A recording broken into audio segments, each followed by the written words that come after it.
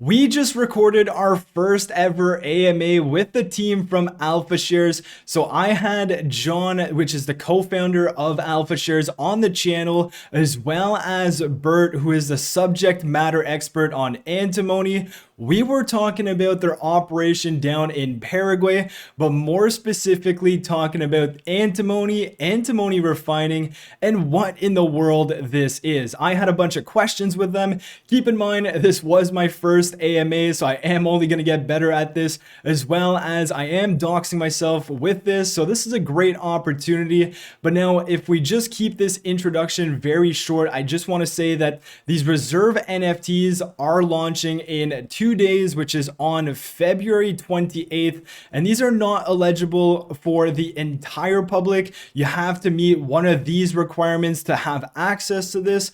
But the team from Alpha Shares has told me that if you join my community, there's only a limited spots. And if you join my Discord, I am going to have a form in here as well where you can fill out and have access to these reserve NFTs. So obviously, if that's something you're interested in, again, not financial advice, you can look at the video I made earlier about how these NFTs are going to work. And now this AMA is more focused on the antimony side of things. So I hope you guys enjoy my first ever AMA with the team from Alpha Shares.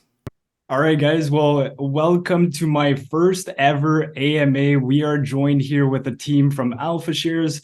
So we have Bert as well as John, one of the co-founders. So just before we get into the AMA, I have a bunch of questions about antimony, about what these guys are doing. So I just want to get them to introduce themselves to you guys. So we'll start off with, I guess, John, and then we'll go to Bert. Hey, well, thanks, Eric, for having me back and for having both of us on. We've talked quite a bit in the past. So Alpha Shares just turned a year old yesterday, and it's been just a crazy ride, starting off with the simple reflection token, then building out the NFT marketplace and the NFT collection, and then building momentum on top of that, and then along the way, developing this vision for Bitcoin mining and antimony refining here in Paraguay that is made largely possible by my cousin here, who has just an immense amount of experience, both working in South America in general and also on the antimony refining side. So we're just very fortunate to be here. And thank you again for all of your support along the way. I know that you've been a huge supporter for us, and I really appreciate that. Back in Paraguay, back in South America, long history of antimony refining. Started in Bolivia. Long history of actually doing business in South America, period. Antimony was just something I kind of actually stumbled onto. I came down to South America as a consultant to look at a different mining company's operation that was not as successful as it should have been, and ended up putting our own antimony operation together in Bolivia in 2009. So. Okay. Well, I have absolutely a million questions for you guys, because when I start digging into a project, I am just full of questions. So I guess the first thing I kind of want to know, and I'm sure a lot of people don't know what this is, and when I first heard about it, I had no idea what it was. So I know you guys are working on both the Bitcoin mining. I'm sure everybody in Web3 knows what that is. But when we're talking about antimony, and especially antimony refining, I am absolutely lost. So if you could explain to me exactly what antimony is, what it does, and then just kind of touch on the refining aspect of it and exactly what that is. So antimony is a rare earth. It's found in China, Russia, some in Central America, and huge deposits in Bolivia. The refining process is not an easy one. It took me, I built 3 plants in Bolivia for refining. Antimony is used in ammunition, in the lead part of the bullet. It's also used in structural steel. It's the fire retardant component. It's also used in manufacturing of plastics. The demand has almost always exceeded the supply. The market opening up of the structural steel, the fire retardant, changed everything. Before that, it was primarily a plastic additive, a hardener for the plastic. And plastic was huge at the time, but with everybody's environmental concerns and looking for alternatives over plastic, it hurts the market. When it was discovered that it was the most cost-effective and most effective fire retardant component that they could add to structural steel, it revolutionized the market. It changed it drastically. I was lucky enough to learn from John Lawrence, who started US Antimony. He took an interest in my operation in Bolivia. He actually came down and spent months with me in Bolivia, helping me set up the first plant and get into the refining and refine the refining process. He spent months with me there. He was a really good friend and a great mentor. From there, we had a small plant in the beginning, one oven, maybe 5 tons a day of yield. I operated that plant for a few years, and then we built a large plant that quadrupled the size of our output. Antimony, again, is on an upswing where the demand is higher than supply. A lot of it's changed because of China. China was an exporter of antimony for a long time, and now they're importing to keep up with their industrial needs. So it kind of shifted the market a little bit. They're aggressively in Bolivia looking for antimony concessions and to buy up existing ones. I mean, they offered us 1 million times to buy our operation. We just didn't want to sell. Right. The refining process itself is not as difficult. It is and it isn't. It's a big learning curve that could be expensive if you don't know what you're doing and you don't have the right mentor. I was very lucky. And having designed the second and third plant, it really helped me on the engineering side with a bigger understanding. It's pretty simple. You bring in, at that point in Bolivia, we were actually doing the mining ourselves, and all the way through the refining. The mining doesn't really add to the value for what it's worth. Now there's an antimony market in Bolivia where you can buy at market value. It changes every day, the raw ore, depending on its content. So what we propose to do here is we'll bring it here by river, on barge and containers. The first thing we'll do is crush it to a smaller size and then run it through what's called a ball mill. The ball mill takes it down to the size that will fume in the ovens and release all the molecules easily. So just to cut you off real quick there, Bert, sure. Just so I understand, because it's a lot, but so you guys are going from getting the ore from Bolivia, then transporting that over to Paraguay, from Paraguay, going into this manufacturing type building, I guess, to do this refining process. That's kind of the... Yeah, it'll be a complex. A lot of it'll be outside. But yeah, we'll bring it in. So my last operation was in Santa Cruz, Bolivia. The mines are in Potosi, Bolivia. So it was a 14-hour truck ride to get the ore to my plant. We're talking less time by river to get it to Paraguay than it was to get it to Santa Cruz to my previous plant. Mm-hmm. So it's actually, we've improved on the logistical side. Cost-wise, it's about the same cost to get it to Paraguay as soon as that. So yes, we'll bring in the raw ore.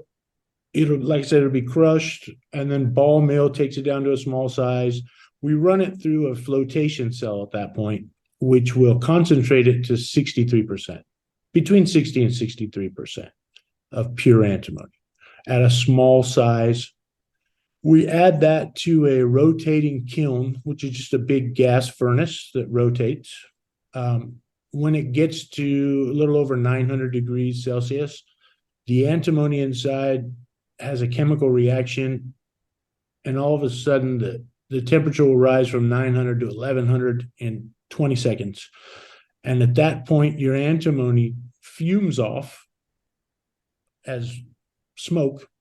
It comes out in fumes. It runs out through different devices to collect any solids, runs through a cooling tower, out through tubes into a collector, which we call a bag house.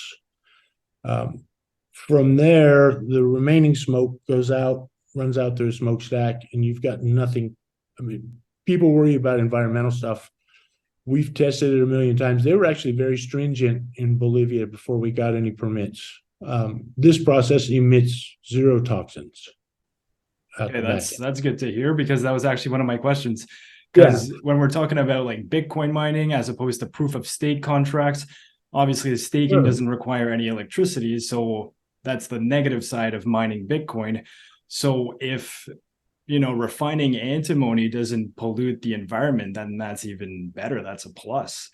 Yes. So, and actually, I've already sat down with one of the ministers here, on the environmental side, had a conversation about the whole process, the chemical reaction that's going on, the contents that we use in the ovens.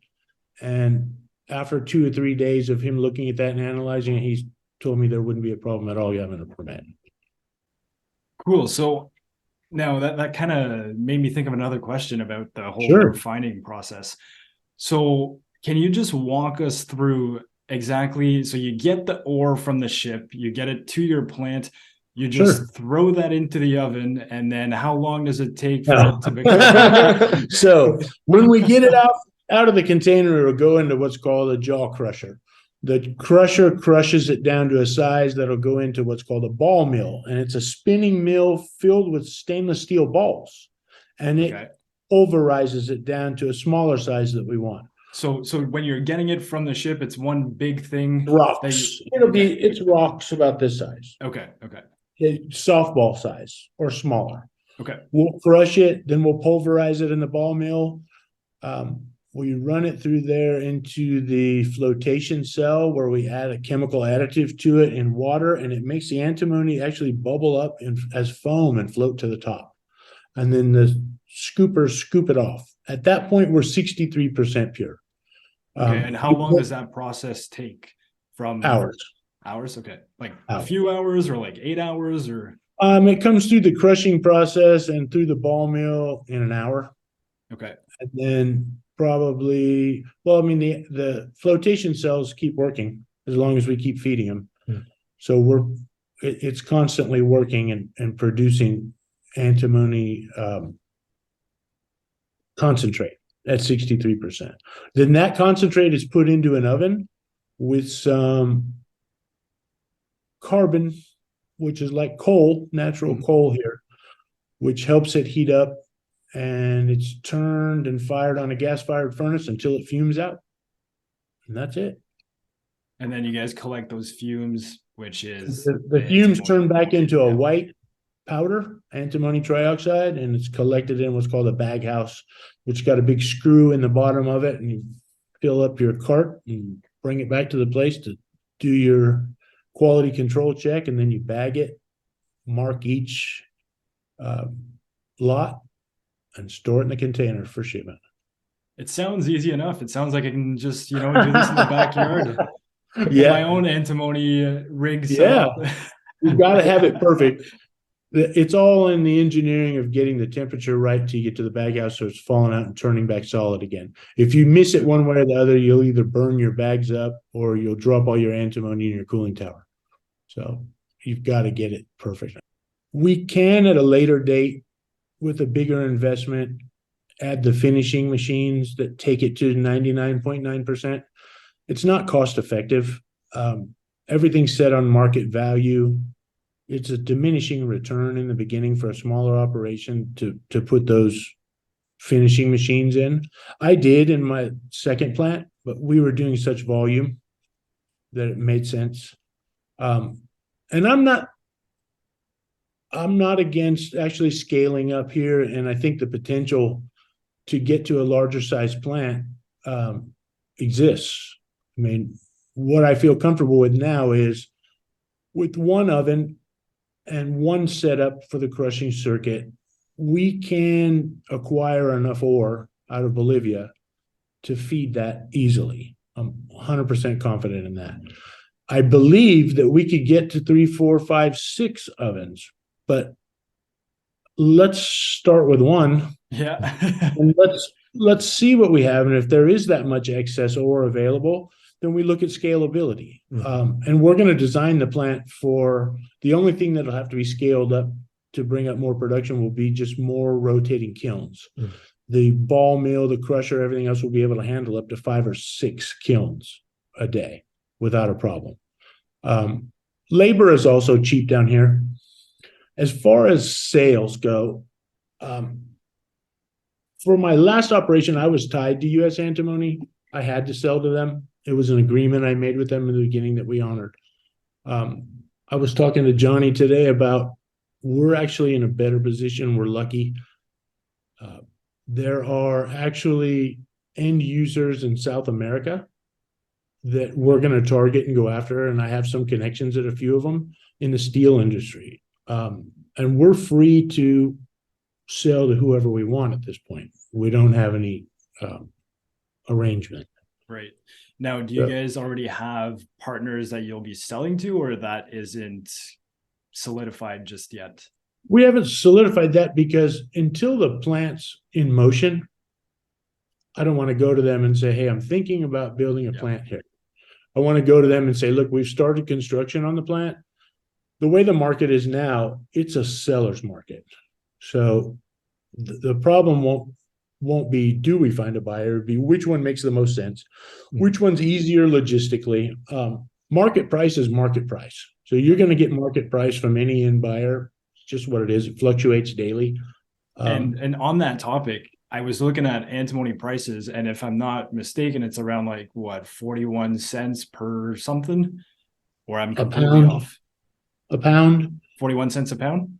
Probably. I think it's going up from there too. Okay. And so that price, assuming you guys can sell it at that price, you guys are expecting to, according to the white paper I was reading, the antimony, how many tons per month are you expecting to start off with and start producing, like, let's say on month 1 when everything is up and running? I think we'll probably do 3 tons a day is what we thought of finished product. Is that what we put in there? Or 2? I think we're being conservative on that. So right around 2. Right. And I think the white paper was actually based off 40 or 50 tons a month of finished product. Yeah. Okay. So we always try to be conservative in the estimates that we give for all of this. This way we can under promise, over deliver. Yeah, no, definitely. Okay, so if we kind of go all the way back to what needs to happen before this can even start. So I know you guys have been looking at different sites to, you know, have that footprint, the land footprint to install this operation. So can you tell me a bit more about what needs to happen, some of the milestones and, you know, critical items on that path to get to the point where you guys want to be? Yeah. I can start on this one. Yeah. Well, the biggest one was for us to get here. And that was an enormous challenge that we were able to surmount. Being here makes all the difference. This is when it becomes real for everybody. And when we can go and we can talk to you and I can go on the AMAs that we have with Alpha Shares and we can go on the Twitter spaces and we can say, hey, John is there. We have boots on the ground. That's happening. Nobody else is really doing that in the Web3 space, whether it's Bitcoin mining or anything else. We've done a lot of research into this, and almost every other project, I think, except for Cadena Hashing, is using somebody else for hosting their miners. And Cadena Hashing, they have a great operation. They're US based, and so they're also subject to all the US laws and taxes and everything that goes along with that. Being here in Paraguay is an advantage that I don't think anybody else is going to even come close to. in my mind, and correct me if I'm wrong, Bert, but I think the next major milestone that we have to hit is finding the right piece of land and acquiring it. Yeah. I feel pretty good about what I looked at yesterday because of the location, the proximity to both the river port and the power substation makes sense for both sides of what we're doing, because we're going to be putting both the antimony refining plant and the Bitcoin mining operation within the same land. And these spots that I looked at yesterday are just a couple of kilometers from the substation and the river ports. So very good for us logistically. Okay, and when you say you're going to be putting the Bitcoin mining farm and the antimony refining all into one land, how big of a land are we talking about? Because I know you guys had 40-foot containers for Bitcoin mining as well as 20-foot containers. Just how big of a land area are you guys acquiring down there? So we're looking at up to around a hectare. Right. The spot that I really liked yesterday is 8,500 square meters. I think that's plenty big for what we're going to be doing. Yeah. The containers, they have a compact footprint, and we can stack them up. Not literally stacking, but we can set them very close to one another as we expand that side. And the antimony refining side is also, it has a footprint that will fit very well within that as well. Easily. Yeah. Easily. And then it also consolidates things like there'll be somebody there 24 hours a day. There'll be security 24 hours a day. It's not a huge issue. Extremely safe in that area, close to the ports. It's not a crime area. But we will, like I said, there'll be crews working at the antimony plant 24/7. It never shuts off. So it's always somebody to keep an eye on. It never shuts off. It produces overnight too? Yeah, 24 hours a day. You don't want to shut the ovens down because they get cold, and then the energy to heat them back up again is hard. So you want to work 24 hours a day. So you guys are going to have like a day shift and a night shift and then just run this thing. So we're going to be producing 4 tons a day. The people here are used to working 12-hour shifts in that industry, so there'll be a day shift and a night shift. We'll start with probably just 2 guys during the day, 3 guys during the day, and 2 at night, and then a lab tech. So we can keep our quality control. Every batch that comes out, we'll test it to make sure that we're staying within the parameters. Depending on who our customer is going to be, they're going to have specific parameters they want to keep for lead content and other stuff. So it'll help us when we're shopping for our ore. So I know you touched on it earlier in your description of antimony and all that, but could you just enumerate some of the common uses of antimony? Yeah, antimony is used primarily now in plastics as a hardening agent, and it's used in structural steel as the fire retardant component. It's also still used in ammunition, but the majority of the market is used between plastics and fire retardant and steel production. Okay, and in terms of supply and demand, do we see the demand increasing for antimony? Is the supply limiting? What are kind of the economics there? The market is on a trend up for demand. Supply is always hard with China playing itself out. So we see this trend lasting for, and the market agrees, at least 6 to 8 years of an upward trend for pricing and demand, much outnumbering what the supply is. So can you talk a bit about the challenges associated with antimony refining? Is there one particular thing that you guys have to watch out for? Or is there one common mistake that other manufacturers of antimony have made that you guys, judging by the experience that you have, Bert, is there anything along those lines that you guys would have to make sure you don't do? The hardest part about the antimony processing is getting the antimony.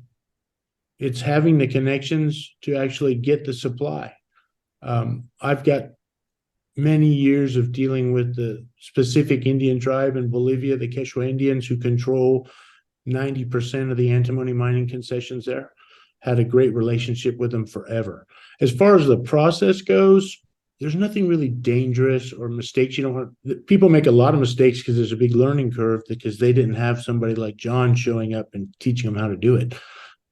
He gave me a manual when he left, and it said burn after you learn. That's, I mean, I was lucky to have him.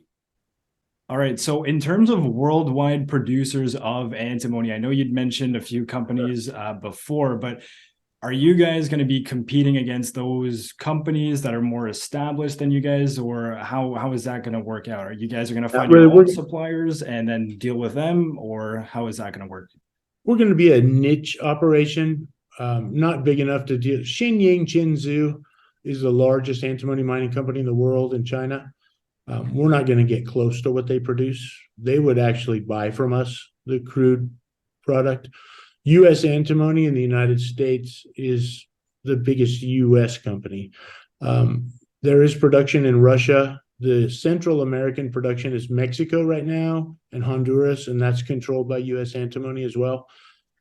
With the political problems in Bolivia right now, there's no companies setting up business in Bolivia. So they're happy to actually export to us, but we're not going to be direct competitors with any of the big guys. They're doing so much tonnage. They would be happy to actually, U.S. Antimony, Shenzhen, Chenyu would buy from us in a minute. And is that something you guys are going to approach them with, or? Oh, and we're going to consider all options. We're going to look at what's the most beneficial. Market price is market price, but there are perks.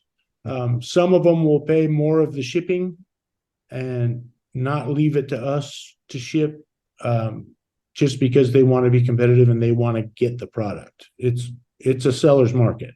So there are going to be some perks around. I mean, everybody pays market price, but there will be some different perks on the shipping sides and some other stuff and how fast they pay. We're going to be able to work a pretty good sweetheart deal. And we're going to stay free and able to maneuver. So I know earlier you kind of touched on the team that you're going to need to have in place for the Bitcoin mining as well as the antimony refining. Can you just kind of touch base on how many people you're going to need on site, like on an everyday basis? Are you going to be the supervisor on site? Is John, are you going to be doing the Bitcoin mining? Like, how is that all going to be working out? I have a construction background as well. Back home, I have a commercial construction company with an engineering and construction background. So as far as the construction stuff goes, we'll be doing together. When it gets to the miners, that'll be me, Johnny's baby. When it gets to actually building, designing, and hands-on welding the plant together, I'm going to be there every day. I will be there every day, firing it up, testing our ore, and improving the production and fine-tuning it. I won't have to be there all the time while it's running 24 hours a day, but I'll be there a lot. So I enjoy it. I like the challenge of it, and I like to keep improving it till we get the best product we can get the most efficiently. I can't wait to actually get dirty and get in the weeds and start moving. I'm ready. Yeah, it'll be fun. And I'm looking forward to learning a lot of that side of things too. But we'll have, like I said, probably 6 people on the antimony side. A crew leader with 2 guys during the day, so we can handle, an extra person will be handle the shipping and deliveries and stuff like that. And then the night crew can just be 2 guys for now with 1 oven. We'll do all the crushing during the day, and they'll just feed the ovens at night and collect the final product. And then we bag it in 20-pound sacks, or 50-pound sacks. I'm sorry, 50-pound sacks that we sew shut and put it in containers and ship it out.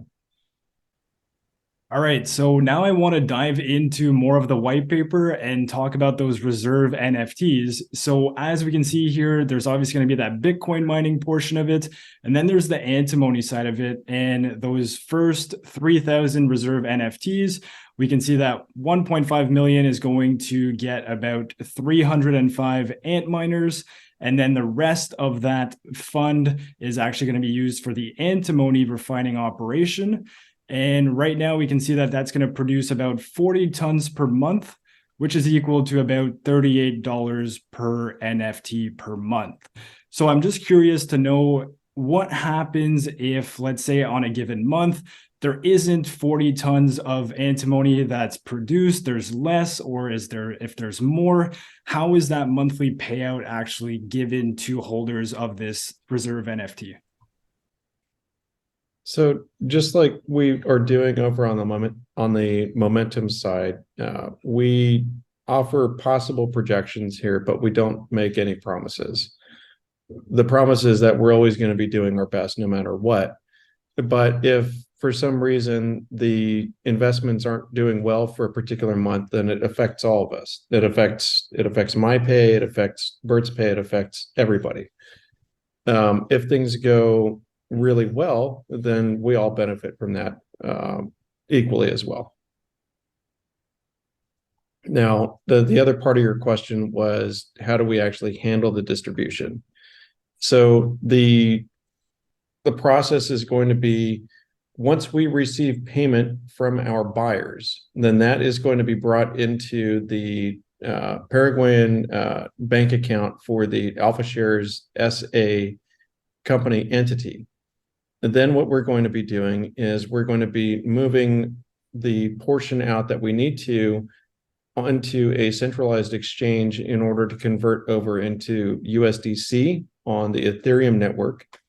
And then we'll be putting that into the dividend distributor that is very similar to what I've already programmed and I'm using for both the Alpha Shares NFT side as well as the Momentum side. Okay. So it's going through a centralized exchange to then be converted into USDC to then be put in that dividend pool. Yeah. Okay.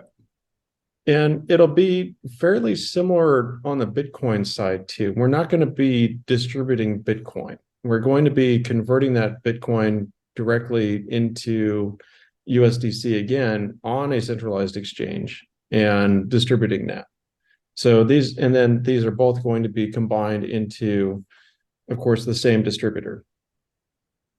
So when you own your NFT, that NFT is tied to a single contract, which is collecting the payment from both the Bitcoin side and the antimony side. Okay. And playing devil's advocate here, because we all know Web3 is full of people like that, including myself. I like to ask them a bunch of questions. So what's not to say that the Bitcoin mining profits and the antimony refining profits, they go to that centralized exchange, but there's no real way for us investors to track it. How are we going to know as investors that all the funds have been moved from the centralized exchange to the dividend pool for us to collect it?